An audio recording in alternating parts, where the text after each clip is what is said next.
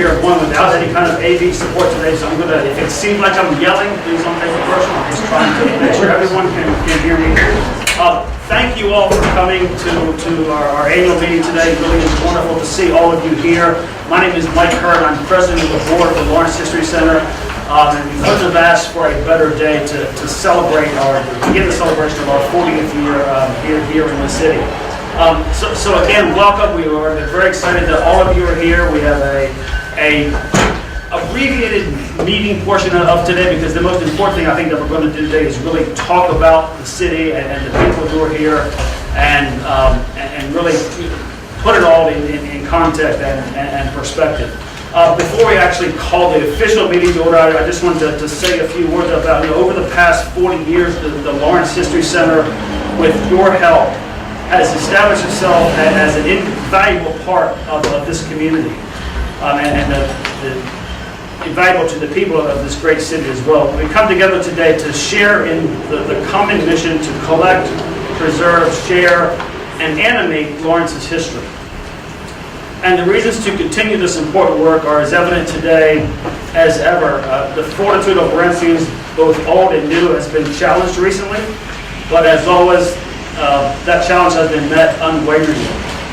40 years from now, someone, somewhere is going to look for information about the 2018 gas explosions in Lawrence, and they may Google it or whatever search engine or search method is popular at the time, and they may find a Wikipedia entry that gives us some sort of superficial coverage. But to really find out what's happening now, to really understand the city and the wonderful people who make up the community, they will access the resources of the Lawrence History Center, which makes your support so valuable because we are living today tomorrow's history. And so with that, I just want to go ahead and call the business meeting portion of our day to order. And I'm going to introduce Sarah Warren to present the minutes from last year's meeting and ask for your approval.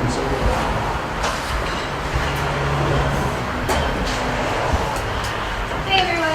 I just would like to say thank you so much for coming out today. As I said, it's a really beautiful day and we're all very happy to have you here. My name is Sarah Warren and I'm the board secretary for the Lawrence History Center. So I am actually going to have you guys I'm going to ask to have our minutes approved. If anyone has any questions or concerns about this, I would like to make a motion to have them approved.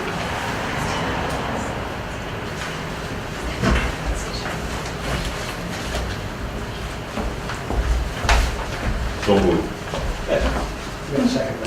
Second? Second. All in favor? Great, thank you. Thank you, Sarah. I now want to introduce our Executive Director, Susan Grabsky, who's going to present the Treasurer's Report in the absence of our Treasurer.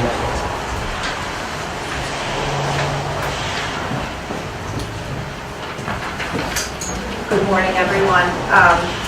Mark Spencer is at his sister's wedding today, which we felt was his twins' wedding, so we felt that was a really legitimate excuse not to be here. The Treasurer's Report is in your packet. It looks like this.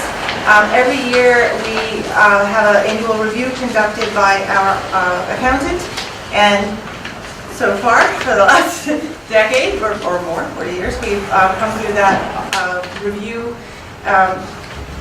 successfully. So this is a summary of the last fiscal year, which actually ended April 30th. The fiscal year for FY 2018, I'm seeing a typo in this report, was $191,000, and we had an additional approximately $135,000 also budgeted for capital expenses in the historic preservation of the Essex Company complex, and also for a new elevator that we're still raising money for. The total cost of that project is $110,000, and we still need to raise $33,000 to be able to carry that project out. Revenues and other support for the year end were, and this is not a typo, $487,934. An unusually high amount for us, and I'll explain quickly why. Our in fair value for in-kind donations, which is all of the volunteer efforts of all the wonderful people that make what we do possible, is equated to $31,368. We had restricted donations for in support of the elevator, and also special projects related to incorporating some of the items that we got from the Textile History Museum in Lowell when it closed.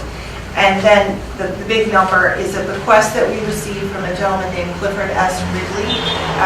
He left a large sum of money in his will to our organization, Andover Historical Society, now the Andover Center for History and Culture, and the North Andover Historical Society to continue his research on the early settlement of Andover and North Andover.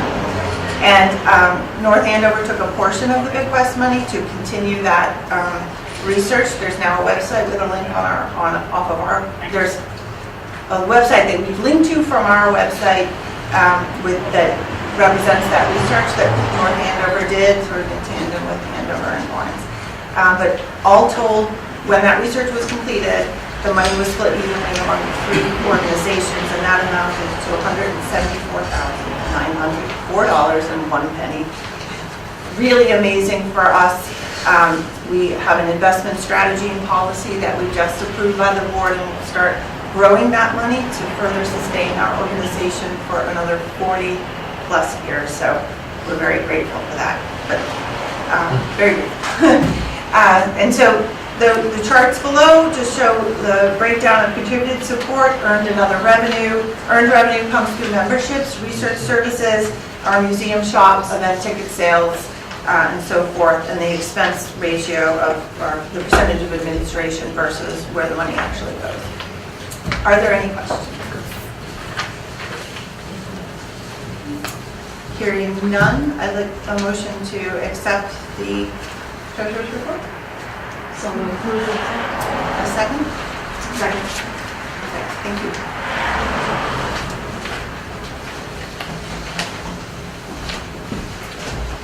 Thank you, Susan. I'd like to now introduce Kathleen Curry to talk about our nominating slate for this coming year. Good morning, everybody. Thank you for being here.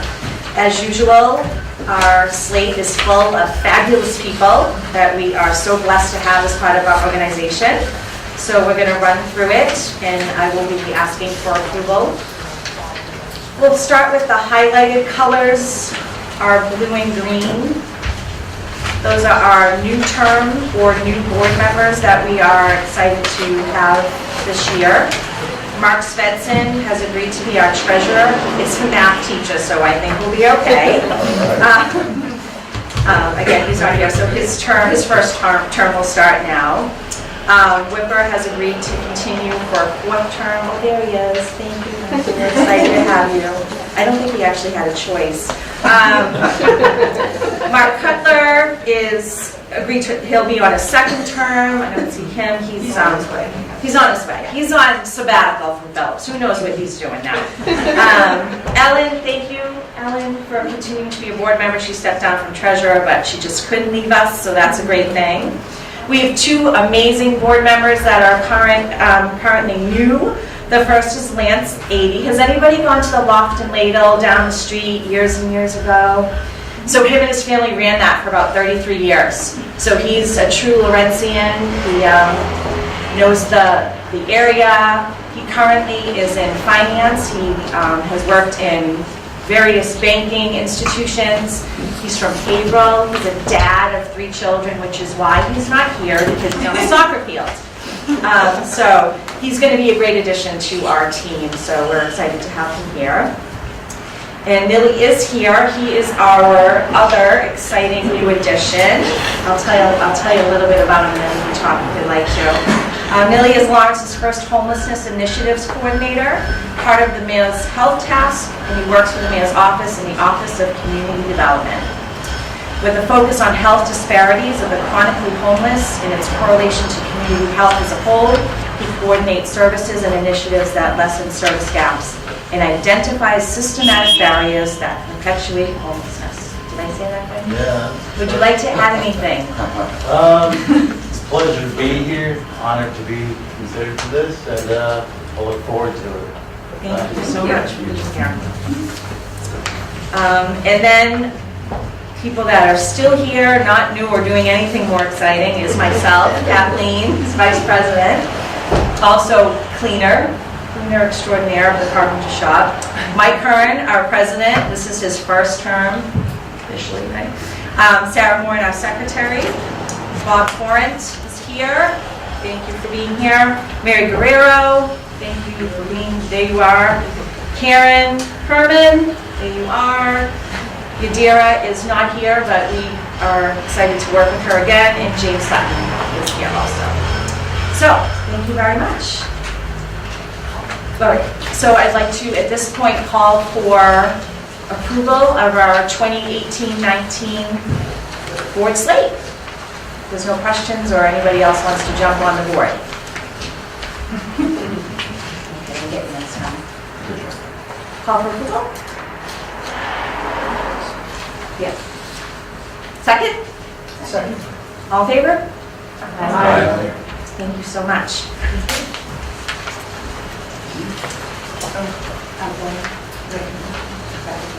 So we have 2 board members that are leaving. They're not leaving because that's impossible, but they're not going to be on the board and they can't vote anymore. So the first one I want to acknowledge is Rich Padova.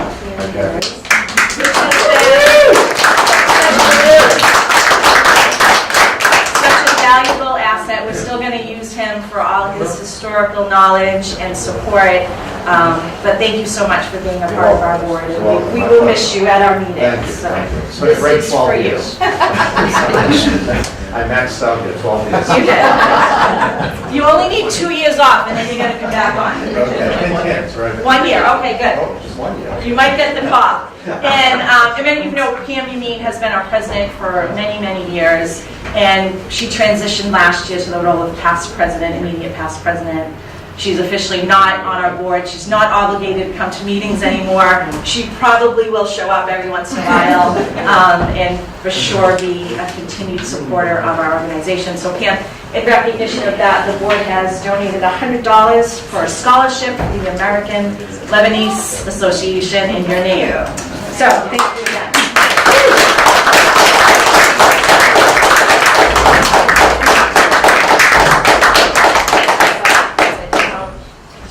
I'm out. Drop the mic. Drop the mic. So, again, just a special thank you to those of you who are transitioning off the board, and a special welcome to those of you who are coming onto the board. Really, it's going to be an exciting year for all of us, and we look forward to having your participation and participation of all the membership as we celebrate, continue to celebrate our 40th year here in the city of Lawrence. Is there any other business that needs to come before the organization at this time? If there's not, I will entertain a motion to adjourn the official part of the meeting. Is there a second? Second. All those in favor of the adjournment? Aye. Anyone opposed to adjourning? We are so adjourned. I would now like to reintroduce Susan Bradley to give us an organizational update about the many things that have been going on over the last 12 months. This will be my fastest organizational update in history because we're really excited about the program that's going to start at 10:30. A joint program between ourselves and Andover about how our 2 towns became South parts of Andover became South Florida. Excuse me. That we want to get that going at 10:30. This open house is really been so meaningful for all the staff and volunteers who've been preparing for it, to open up our facilities to you, to highlight some of the recent improvements that we've made to the main building, to have this space ready for us to convene in. And yes, Kathleen Curry, where'd you go? You're right here. Was the one getting really dirty cleaning up this place yesterday, so we're so grateful for her for that. The historic preservation of all of the Essex Company complex, of course, is so key to the history of the city, and investments in these buildings are all the more important as the city strengthens and comes together also in times of tragedy, unfortunately, most recently. Our organization has grown in so many ways across 40 years, but in this last year, our educational programming has been further cemented in our symposium that we conduct. We've been doing it every 2 years since 2012. We conducted our 4th symposium, this time based on public health.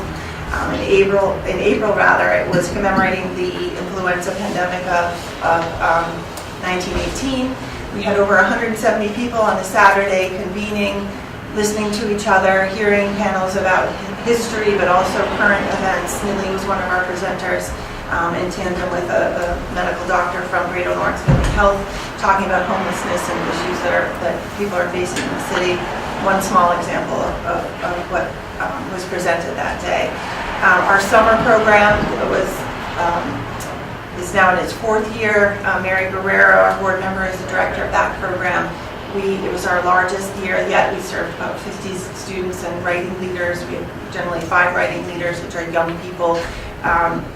We have young as high school seniors, but usually college-age students that come and learn from Mary and each other, but also and from the students, but also help the students learn about the history, learn about writing, and how to express themselves. It's an Andover Breadloaf program that we host here. It's a very but that's anchored in history, so it's a little unique compared to the other Andover Breadloaf programs. Very much a place-based learning opportunity. Our road race it had its 5th year this year. Ellen Minsner is the chair of that race. Couldn't do it without her. I joke that I ran my 5th 5K this year, and it was only administratively. I show up. Ellen actually runs the race in between the start and the finish of the kids' race, and so amazing. I think lastly that our website and our digital presence has grown incredibly across the last several years. Our collections are online in an online repository. We get literally hundreds of questions that are fielded by Anita Kiley, our collections manager, Kathy Flynn, our head researcher and volunteer. Every day, almost something's coming in, either on the phone, through email, through Facebook, soon through Instagram. Sarah set up an Instagram page for us recently. We're getting interest from all over the world in what Lawrence has to offer in terms of collections, subject matter. There's no curriculum area that we can't support a researcher with. Our Facebook page is almost 3,000 followers.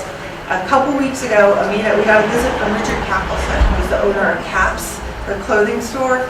And Amita posted the picture of him, and we shared it up on other sites, and it was seen by 10,000 people that week. We got that many people reached by our post. So Lawrence history is very much alive. We continue to strengthen our educational programs. We continue to accept donations to preserve the current collections, to organize them.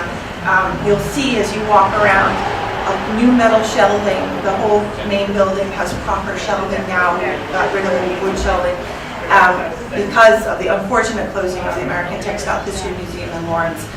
They gave thousands of linear feet of metal shelving. So you'll see that we're now even better able to care and store our collections. We're moving out into the warehouse now to install shelving there. Some of that work has been done. About a month ago, this space was occupied by about 12 to 15 pallets of metal shelves. So I'd rather see these spaces in this space than those shelves, but maybe next year you'll be able to tour the warehouse and see how we're housing things out there. But thank you for coming.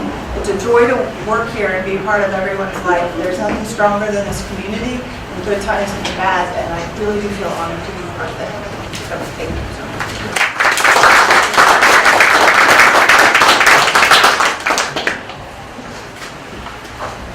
So thank you, Susan, and just a reminder, the next program starts at 10:30, which is 10 minutes from now or something, right in this space. I don't know if there's any setup or anything needs to take place, but if you want to walk around for 10 minutes and come back, we'd be delighted to have you join the next program. Yeah, we'll take a little break. Set up.